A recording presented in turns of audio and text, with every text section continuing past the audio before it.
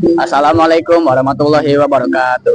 Kami dari kelompok 5 ingin memperkenalkan diri. Saya Muhammad Malikul Mulki. Saya Ibrahim Naufal. Saya Muhammad Debran.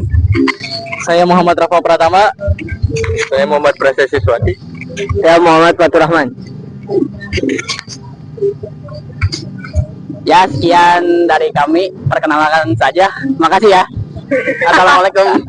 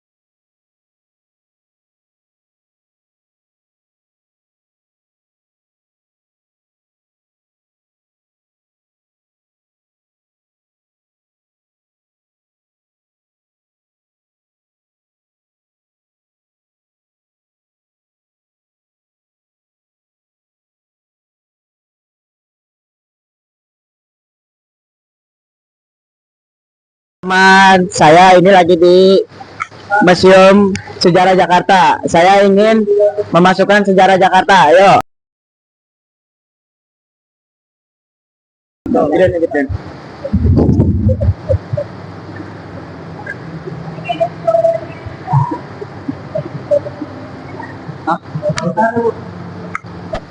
Museum Sejarah Jakarta. Museum Sejarah Jakarta atau dikenal juga nama Museum Fathahillah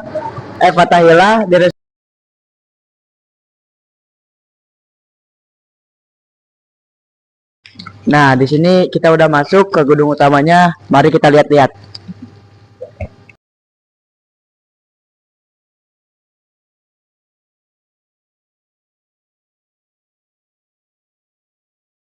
Bentar. Oke, jadi di sini adalah peta dari Kerajaan Tarumanegara. Seperti yang kalian lihat, itu ada Kota Jakarta, Bekasi, Depok, Tangerang, Banten, dan Bogor. Lalu di sini ada prasasti Ciaruten. Nah, seperti ini wujud aslinya. Tuh, ada tapak kakinya juga tuh, itu tuh. Ya, bagus. Lalu di sini ada pengertian dari Kerajaan Tarumanegara. Tarumanegara adalah salah satu kerajaan tertua di Nusantara abad 5 Masehi selain Kutai abad 4 Masehi yang meninggalkan prasasti-prasasti Yupa di Kalimantan Timur. Nama Taruma berarti warna biru indigo yang dalam bahasa Sunda masih memiliki arti yang sama. Tradisi Sunda mengenal nama ini sebagai warna alami yang berasal dari daun tarum yang dipakai sejak dahulu untuk mewarnai pakaian. Nah, jadi di sebelah sini ada prasasti juga sama seperti yang sebelumnya nih, prasasti Tugu. Nah, ini.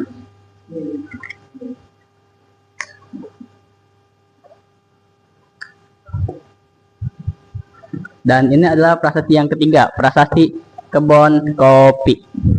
Oke, begini bentuknya. Di sini doa. Jadi semuanya ini adalah peta atau tata letak dari kerajaan Tarumanagara. Nah, jadi di sisi sana ada nama-nama situs, ya itu seperti situs Telaga Jaya. Apa itu?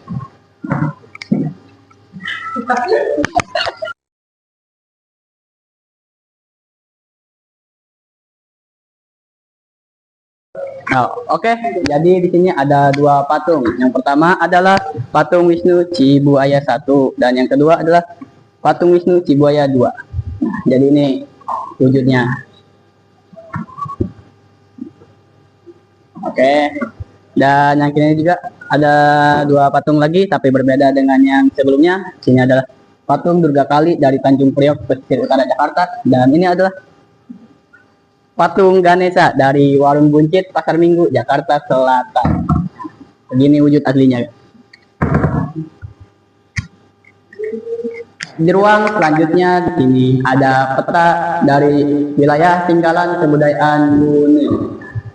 Jadi di sini ini adalah wilayah dari situs-situs peninggalan kebudayaan Buni. Nah, jadi di sini juga di belakang saya ada gerabah Buni. Ya.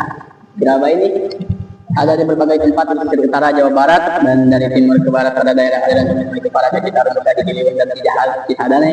Pertebarannya ke barat sampai hanya termasuk Jakarta. Gerabah Buni dapat dibedakan dua macam, yaitu gerabah yang berwarna merah dan gerabah yang berwarna bogor.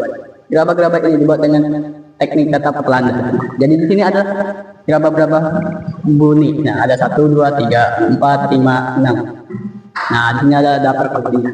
Yang pertama adalah periuk berhias, yang kedua periuk berhias juga, dan yang ketiga juga periuk berhias, dan yang keempat pasu, yang kelima leher periuk berhias, yang keenam fragmen tembikar, dan yang ketujuh fragmen berhias. Ini ada masak bercocok tanam dan perunggu besi. Di sini banyak peninggalan batu bercocok tanam.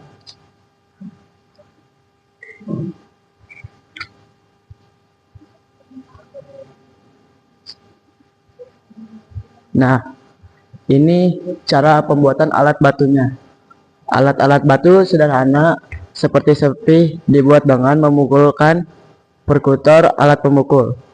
Dari batu kerakal atau tanduk pada sebongkah batu yang akan dijadikan alat.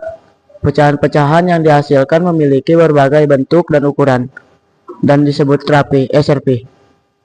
Serpi yang mempunyai bagian tajam yang baik kemudian dijadikan alat tanpa dimodifikasi. Kadangkala bagian tajaman di serpi diretus lebih lanjut agar dapat berfungsi dengan lebih baik. Oke. Dan di sini ada rangka manusia dari situs Batu Jaya, Karawang, Jawa Barat. Nih, di sini rangka-rangka manusianya.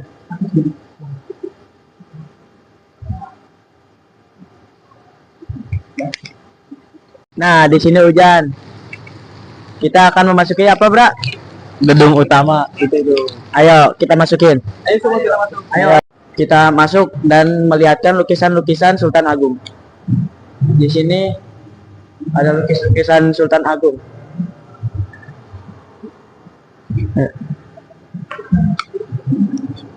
Nah, kita masuk ke sini. Masuk dan kita memperlihatkan senjata-senjata api.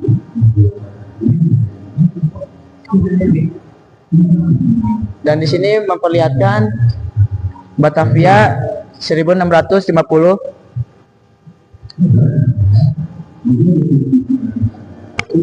dan Batavia 1619.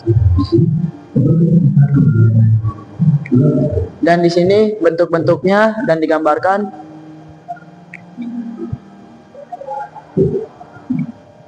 Ayo ke sini. Dan di sini ada pembuatan kapal miniatur, kapal FOC, kapal Batavia.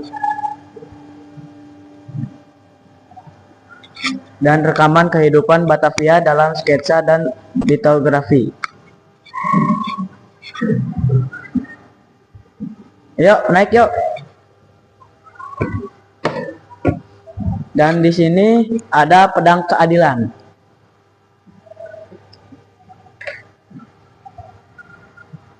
Dan di sini ada pedang keadilan juga. Dan di sini ada meriam Cirebon. Dan perlihatkan semuanya.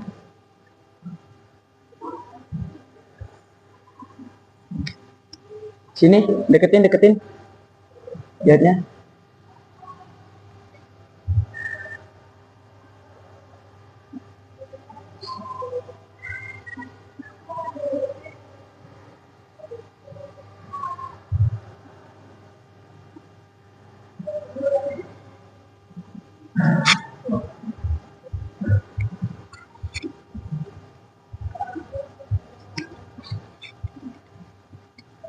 Dan di sini ada tulis-tulisan dan tanda tanganan pada zaman dahulu.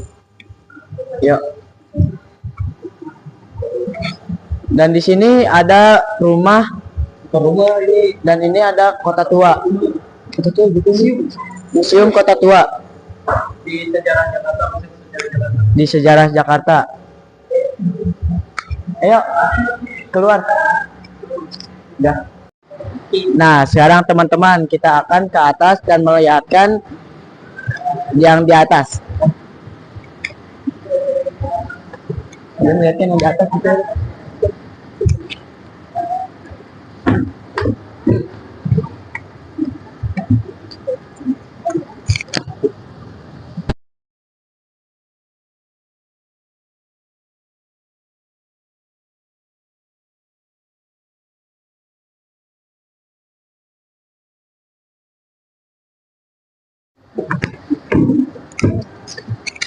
Nah, di atas ternyata banyak benda-benda yang begitu bagus dilihatnya. Mari kita lihat, memperlihatkan satu-satu. masuk ke ruangan selanjutnya, ada dari utara ke selatan.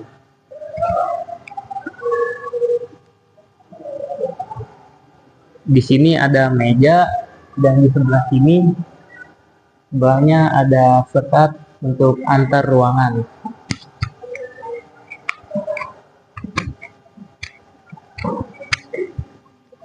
Di sini ada merupakan penjelasan kota-kota Batavia seperti keindahannya, dan disebut Batavia itu disebut Ratu dari Timur.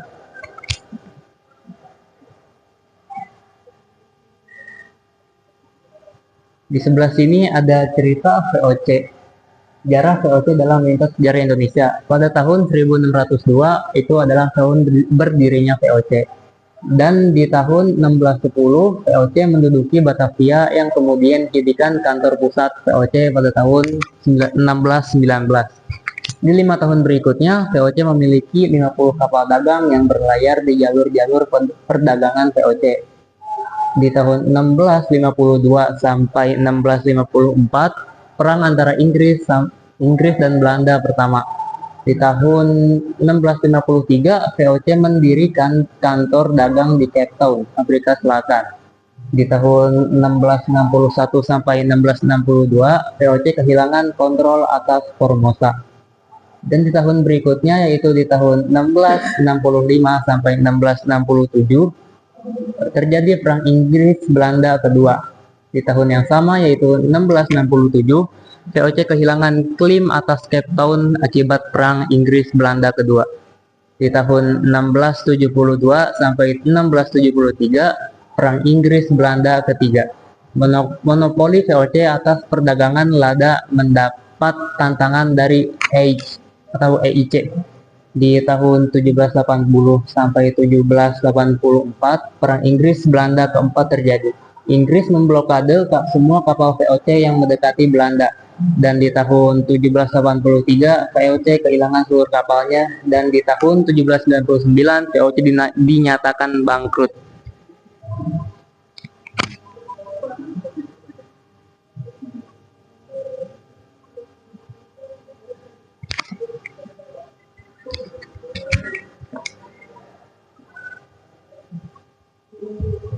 Oke, kita akan sekarang ke gaya Indis.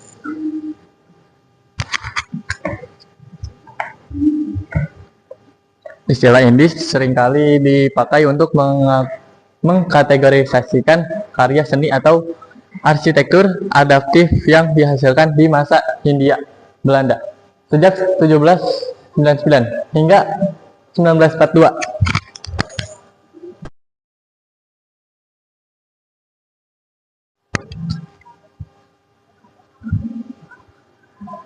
Salah satu bentuk awal mewakili perkembangan arsitektur modern di ruang publik yang mengadaptasi lingkungan tropis adalah gedung Netherlands Indies Level. Dan di sini kita memperlihatkan untuk terakhir kalinya sebelum Kelapa menjadi Jakarta.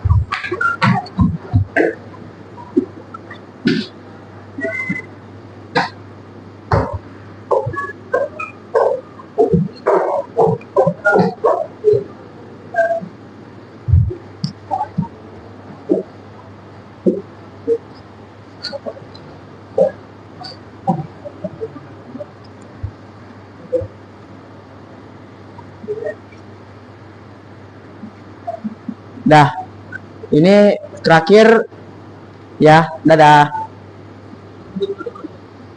Sekian vlog dari kami.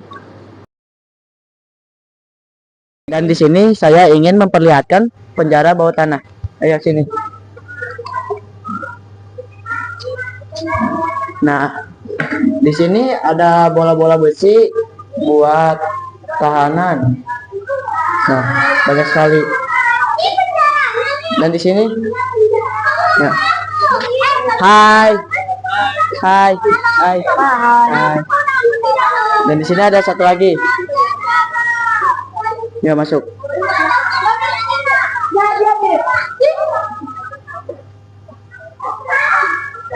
Ya. Yang putrinya sebelah kiri, yang putri. Yang putri sebelah kiri.